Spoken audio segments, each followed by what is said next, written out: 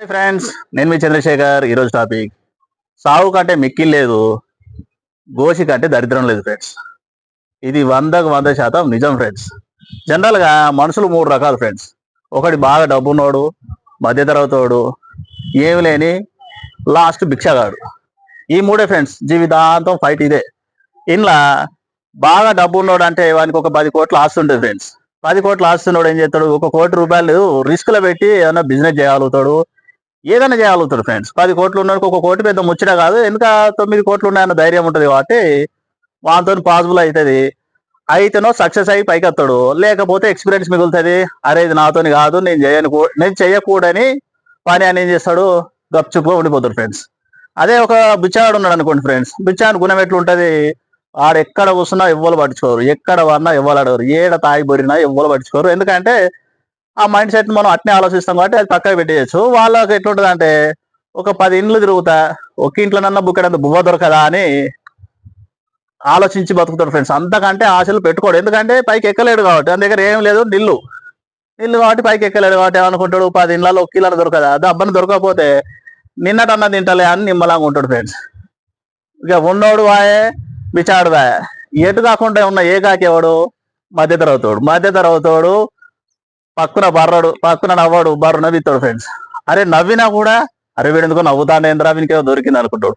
ఏడితే అనుకుంటాడు ఫ్రెండ్స్, అరే వీడు ఎందుకో ఏడుతాడు, అసలు వీడికేమో అయింది, వీడు బయటికి తెలియడని జనం అంతా మధ్యతరగతినే ఉంటుంది. మళ్ళా మధ్యతరగతిని శత్రువుడు, మళ్ళా మధ్యతరగతోడు. ఏం చేసినా మధ్యతరగతిని కోసం ఆ మాత్రం ఉండదు ఫ్రెండ్స్. ఎట్లా అంటే, ఉదాహరణ, 1,00,000 రూపాయలు మధ్యతరగతి దగ్గర డబ్బు ఉంది అనుకో. ఆ 1,00,000 రూపాయలు రిస్క్లో పెట్టాలంటే ఏమనుకుంటాడు? అరే ఉన్నదే 1,00,000, ఇవి పెడితే మరి ఏమైద్దో నాకు, మరి నడుతుందో నడవదో, ఏ దందా చేద్దామన్నా కూడా క్లియర్ ఉంటుందో లేదా అని అనుకుంటాడు ఫ్రెండ్స్. అనుకున్నానికి ఎట్లుంటది? ఒక ఉదాహరణ, ఒక ఛాయ్ హోటల్ పెట్టిండు అనుకో ఫ్రెండ్స్. పెడితే అది నడిచి కొంచెం పైకైతే హ్యాపీ ఫ్రెండ్స్. ఇక నడవకపోతే ఏమవుతుంది? ఎవరిని ఉన్న 1,00,000 బ్యా అనుకుంటాడు. కడుపు నిండా తినలేడు, కంటి నిండా నిద్రపోడు, తల మించిన భారం అంత నెత్తి మీదనే ఉంటుంది.